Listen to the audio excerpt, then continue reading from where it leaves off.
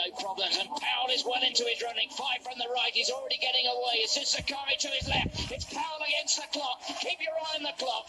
9.78. Well, we'll have to see if that's rounded down. But that has equalled the world record. Asafa Powell, the Jamaican. 9.85 in cold, windy conditions. Here tonight, he's produced something even more special, and I think there's more to come. He said that he's been dreaming about running 9.75, Martin, and clearly he's capable of that. This wasn't really a race after all. I'd like to see him here up against Gatlin and Green when they're in great shape, but he's destroyed a very high caliber fielder, and the place times won't be that bad, even though he wins it by, 3 metres and going away. 9.78, waiting now anxiously to see if it can be rounded down, but he's at least equalled the world record figures of Tim Montgomery, and of course with the jury still out the Tim Montgomery career, so to speak, and with that Balco saga rolling on in the USA, it could be that Tim Montgomery's 9.78 from 3 years ago will be annulled, and he could therefore own the world record with 9.78 all on his own. Well, I've never seen a time rounded up, so I think we can conclude we've seen at least an equalling of the world record. Those. Welcome to From All Angles, the talk show with a difference. This is your host, Dr. Ingrid Reed, and I must apologize for my two co-hosts, Bishop Dr. Everell Ainsley and Minister Patricia Anson. But today is a very special day, and as you can see, we do things from all angles.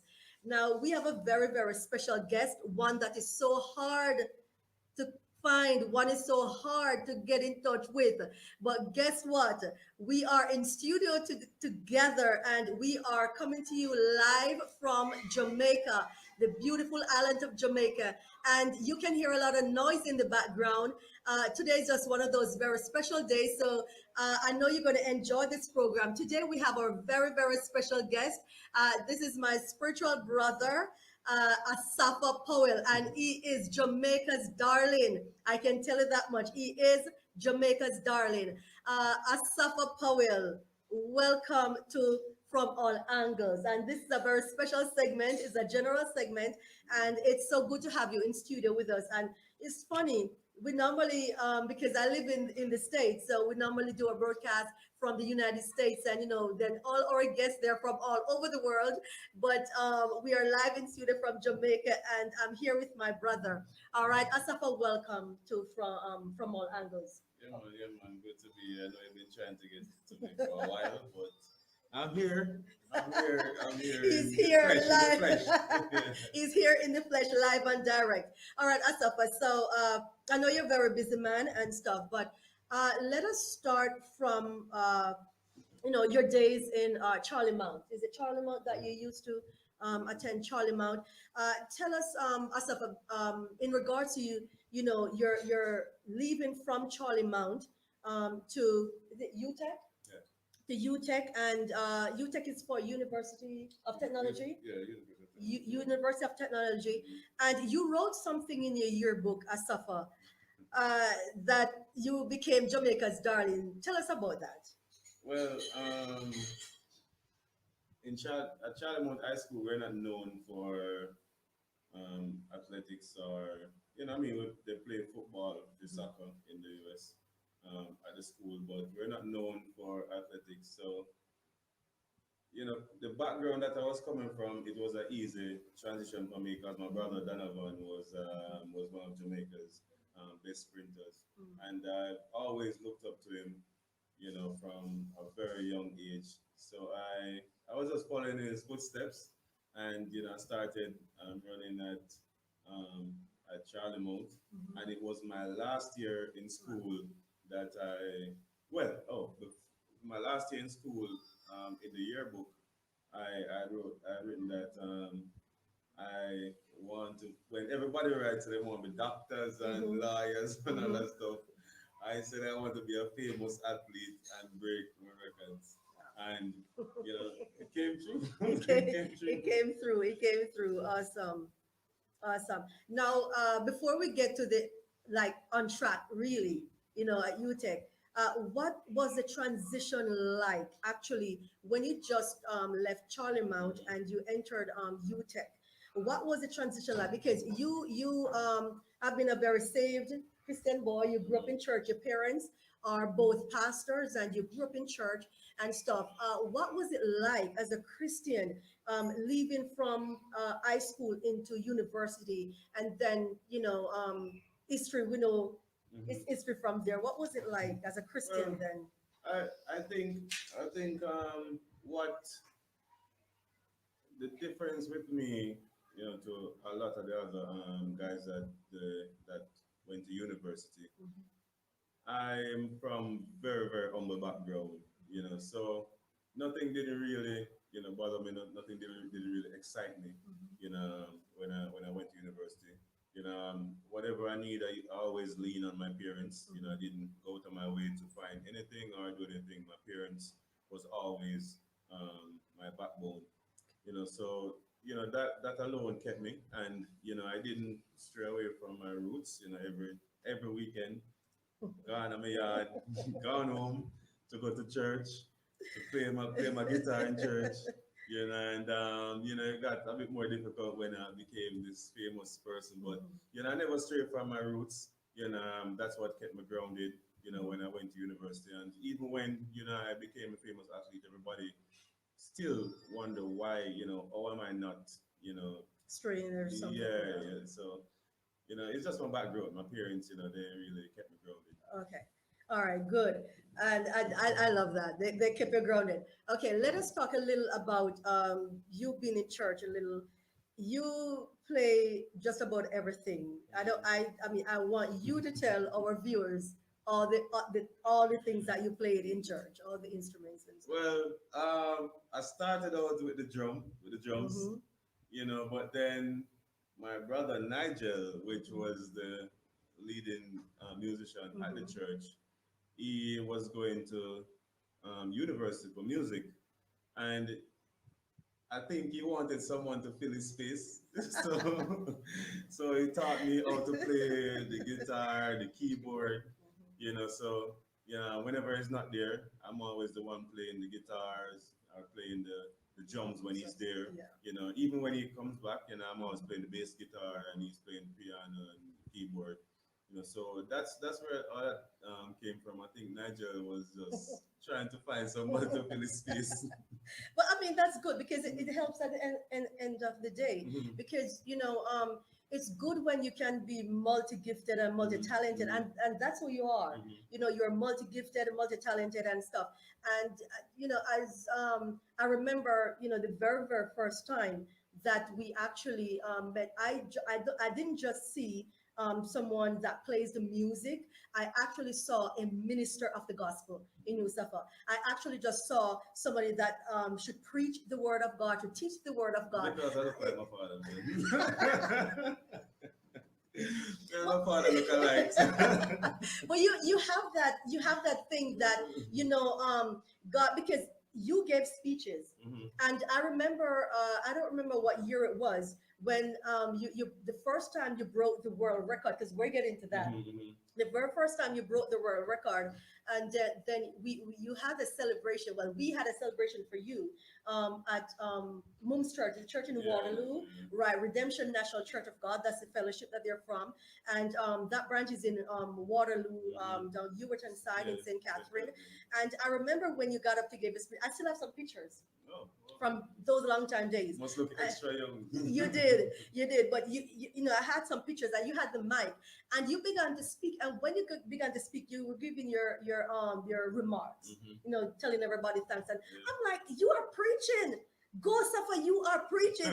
This is it's not like you're on the track and you're running. We say, go suffer, go suffer. Like boat was behind you. Go suffer, run, suffer, run. You were literally like you were giving a speech, telling everybody thanks and showing everybody that you appreciate everything that we have done. Mhm. But it's like you were literally preaching. I saw a preacher and I saw a teacher. And listen, we're not going to stop Mhm. until we get to that day Mhm. when you're preaching and you're teaching the word of God. All right. What, So, what, what, what that is, is I'm not I'm not a big talker. So whenever I open my mouth to talk, I really mean it. I yeah, mean what I'm yeah. saying. It's coming from the heart, Hmm. and so only speak when it's necessary and when it's very Yeah. important. So I can see what they're saying. It's just my presence as well. Hmm. I'm very approachable. I'm a Yeah. very approachable person, and like I said, my background just speaks Yeah. for itself. That's why you're Jamaica's darling. Yeah. Yeah, I do understand that Yeah. Usain Bolt, I know he's in Yeah. retirement, but Usain Bolt, has become the fastest man. But Mhm. there's something that I really, really admire. You're always humble, no Mhm. matter what the situation is, Safa, you're always, always humble. But people forget, I really believe that us Jamaicans, not because I'm living in the States, I'm not living here, but I believe whether you're living in the States or you're living here, or wherever in the world that we're living, as Jamaicans, we need to be appreciative of each other and Mhm. stuff. And it doesn't matter how many records Bolt had broken, Mhm. broke Mhm. after you. Mhm. You are the very, very, very first Jamaican Mhm. that has ever broken a world record in the 100 meters. And Jamaica, sometimes we tend to forget Mhm. because a new person come on the scene, and but I mean, we appreciate Bolt, we appreciate all the runners and stuff, but we need to take our hats off to you because you're the very first. Tell us about that. What did that Well, was like? for me, um, Jamaicans are very ungrateful. Let me say that. You don't need to They're very apologize. You do ungrateful, not need to but apologize. and they're very proud people, Mhm. and they forget very easily, Mhm. very quickly. But let me say, I find that the Jamaicans abroad, they Mhm. show a lot more love. I think they learn to appreciate Yes. Jamaica and Jamaicans a lot more Yeah. when they're not in Jamaica. So whenever I go to the States and I see Jamaicans, it's like they're so excited, and Mhm. I'm showing me so much love. And Mhm. even on social media, Wow. when I look on social media, it's from the States. Yeah. The Yeah. Jamaicans from the States, they're showing a lot of love. I Mhm. mean, I get a lot of love here in Jamaica, but I mean, they forget very easily, and when a new thing come, they Mhm. just jump Yeah. on that boat, and I mean, I understand, but it's I don't make it bother me Mhm. because there are still loyal people out there, and Yeah. I still there's nothing that can change what I've done. Yes. It's there, it's written in the history books, and there's nothing that I can Yeah. change that. So I'm good with it. Okay, and trust me, man, that makes me feel so much better hearing that coming from you, because I mean, if it was some folks, guys, listen, they would have lost. I just can't be bothered. Maybe if it was if you weren't brought up the way you did, Hmm. maybe you would have left Left Jamaica long and time, just long time, forget about everything long because time. of the treatment and all of that. But Yeah. I really appreciate the way you handle things, stuff. I really appreciate that and stuff. But you are not just the what they call it, the former fastest man Hmm. in the entire world. Tell us, how many times did you break the world record? 4 times. 4 times, Yeah. and you did it before Bolt, Yeah, right? long before. Yeah, Long man. Yeah, before man. Bolt. Yeah, I man. Yeah, man. Yeah, man. I was that man who make Jamaicans know that we can stay a yard, Mhm. and Jamaicans can break record. Yeah, So like I said, it's in the history books. yeah. Nothing can change that. Change it. I was that man who everybody look up and say, "Wow, Hmm. you can really make a life from this. Yes. Jamaicans can really run fast." And I'm very honored to know that I inspired a lot of people. I inspired Bolt, I inspired Hmm. Shelley, and Hmm. everybody that came after me, and I'm really grateful for that. Okay. Yeah.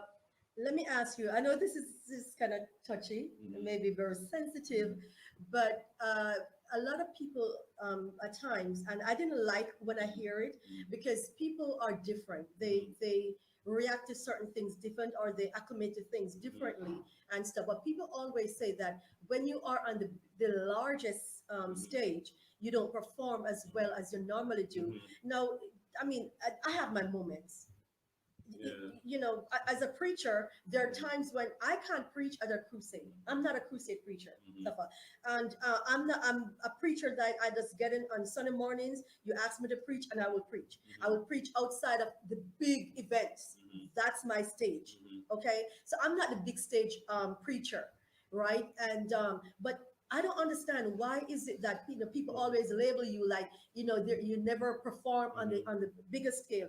But how do you feel? How do you handle situation when Well, you hear the stuff like thing is, that? it's like this is like me being at my parents' house every day, and Hmm. then somebody come online and say, hey, I will never see a post for appearance. Mhm. You're never with your parents, Mhm. but I'm always with my parents. Exactly. People don't know what goes on off the track, Yeah. and before whatever Mhm. events. People don't try to find out, Yeah. what goes on Yeah. before. They only see that one big stage. Yeah. They only see you out on the track at the Mhm. Olympics or World Championship. Mhm. They don't know the preparation. They know Yes. nothing. My God. For me, there, I've always I think I don't know if it's bad luck, but And we don't believe in luck, so yeah, it's not. It's yeah, not yeah, even bad luck. It's just yeah. I was looking for the right yeah. word to say. But whenever it comes to the bigger Mhm. competitions, I think the people around me, Mhm. coaches and all that stuff, I think they are the ones who panic. Mhm. So they tend to push me a bit harder, and Okay. then I get injured.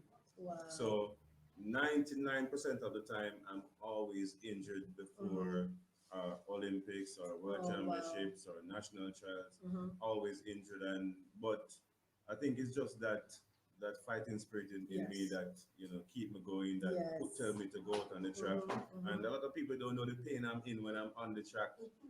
I'm in so much pain some of Oh the my times from gosh. my legs, Yeah. my tear muscle, all that Mhm. stuff. But people don't know that. I remember 2012, I ran at the Olympic trials here in Jamaica, Mhm. and I ran so easy and ran so fast, Mhm. but I tore my groin Mhm. in I the think I remember that first in as the well. Yeah. first round. Mhm. The next morning, I flew to Miami to get a shot in my groin, Mhm. then fly back to Oh Jamaica that same day, Jesus. right Wow. on the track with a Wow. tear groin. All I did was numb the spot Mm. to run, and Mhm. I went out there and I still because I wanted to go to the Olympic Games. Yes. So it's a lot. There's a lot of sacrifices and Yes. a lot of pain and stress that we go through, and people don't really know. They Yeah. don't really see like I said, they don't see the preparation Mhm. or nothing like that. Yeah. Well, it's really hard, and I can just feel you Hmm. because people don't really understand, and I never looked at that. I'm like, you know what, the pressure, Hmm. and here you said it because Yeah, you and I have never ever yeah. even never even mentioned anything about Yeah, like even talk about yeah, stuff like those, but I've always thought that you must be really pressured yeah. Hmm. a lot more because it's the Olympics Hmm. or the World Championship, Yeah. and then I mean things just didn't work out. But and then we tend okay, he's going, and then Hmm. once he's not like he's getting back, setting back, you're like, Safa, what's going on with you? What's going on with you? And is that I don't know what was going through your mind that time, but if it Hmm. was me, man, I would have lashed out. Yeah. But I mean, you grace, yeah. I mean, things. I'm never healthy on the track. Never one day healthy on the track.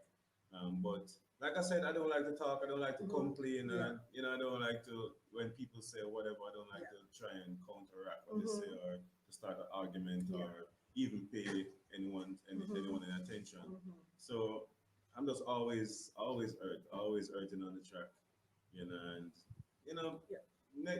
I think we need the negative, to Help us grow, to right? help us grow and keep Yeah. us strong. Yeah. Yeah. It is true, and I really appreciate your honesty.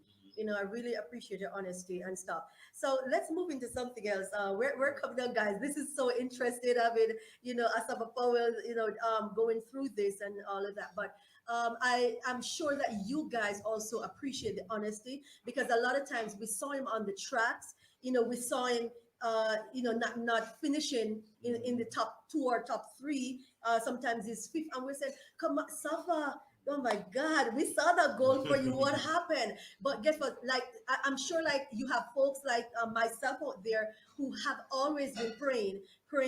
But you see, we can't tell God what to do. Sometimes some things happen. God knows what's going on with our Mhm. bodies, and then the thing is, if our coaches, don't do anything, what are we gonna do? You just gotta Mhm. just go with the flow, right?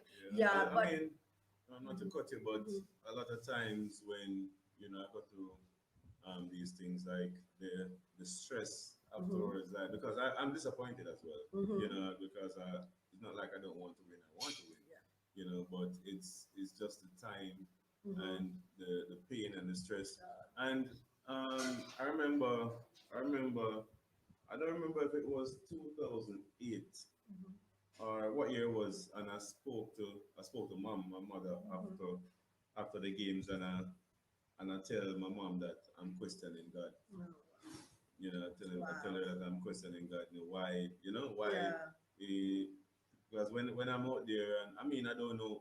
I'm sure everyone is probably spraying or whatever. Mm-hmm. And I always say before I run, Mm-hmm. I can do all things through Christ. Because that's your favorite scripture, Philippians. Exactly, who Yes. strengthened me. And then Yes. it doesn't go like I want it to go. Mm-hmm. So I at times I Mm-hmm. question God, why is this happening to me? And I remember I told my mom that, and she really put me back in a good place. Mm-hmm. And I came back, went out there, ran the relay, and Mm-hmm. we did great. And I got Yeah. back to that person. You guys have done a lot of great Yeah, man. stuff.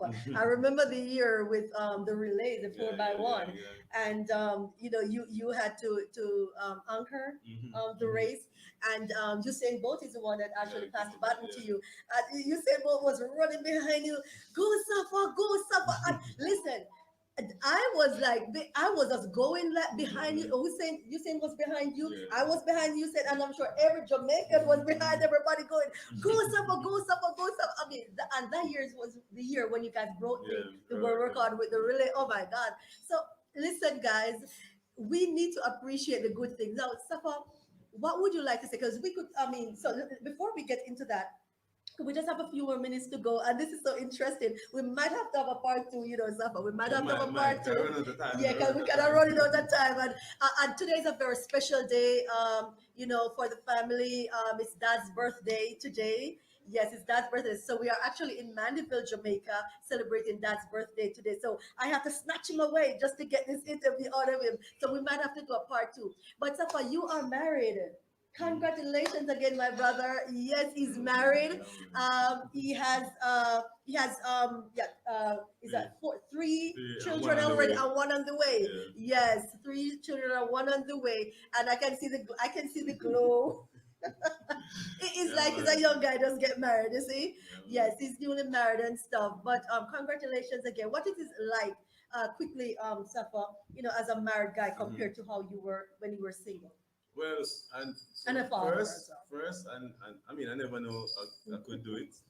I was saying to myself that I was going to be the last one out of anybody in the world, to get married. But then, I met my wife, and I know that right then and there that she was the one. Okay. And from there, just have been blessing on top of blessing. God has put me in the right path, Mhm. and the right frame of mind. But it's not easy, but definitely it was worth the wait. Yeah, yeah, man. Awesome, awesome, awesome. And the dad and everything. All Mhm. right, Safa, what would you like to say to somebody, a young lady or a young guy out there trying to have track and field as a career? Mhm. What would you like to say to them about that? Well, let me start by saying I hope this don't run let you guys. No, we're not I running. don't chase you guys away, but it's very hard. It's not easy. The training alone is very tough, and if you're not strong, you will stop. So it takes a lot of patience. You have people like myself who, you the talent, I think I was more talented, than most. So it didn't take much training for me to become the person I am. But it takes a lot of training to stay the person I was on the track. But for some it takes a lot longer, for them to develop, and to get to that level. So I would say it takes a lot of patience, a lot of dedication, and just willpower. Awesome, awesome. Okay, there you have it. And let me say that we're coming with a part two with we're going to have his wife with him for part two. Definitely his wife with him. She's actually with Better. child. Yeah, his better half. Yes. Not half, 3/4. The three quarter. Oh my Yeah, God. I'm only a quarter. Okay, so he said he's only a quarter. Okay, so but for part two, we're definitely going to have his wife with him, and we're going to have a wonderful time. And listen, just stay tuned, guys. So this has been uh, from all angles, the talk show with a difference. And as you can see, we're live in studio with Jamaica's darling. Safa, I don't care what anybody else say. I don't care who anybody else big up. You're my brother, and I'm not, guys. I'm not being biased, but you are Jamaica's darling, Yeah, man. and you have family. Your mama, your dad, your entire family, your brothers, your nephew. The entire family that is behind you. In part two, we're definitely going to talk about that retirement thing. All right, Yeah. we're definitely going to talk about that Yeah, retirement man. thing in part two. All right, guys. So this is your host, Dr. Ingrid Reed, and I want to say thank you so much for joining us from all angles. The talk show with the difference. Let me say He said one more. one more thing, guys. I'm not short. I'm 6'3". He's that's I always thought you were short. Oh my God, he's 6'3". Yeah, he's tall. Alright. Okay, guys, bless you guys, and tune in for part two from all angles. The talk show with a difference with our very special guest, Asafa Powell.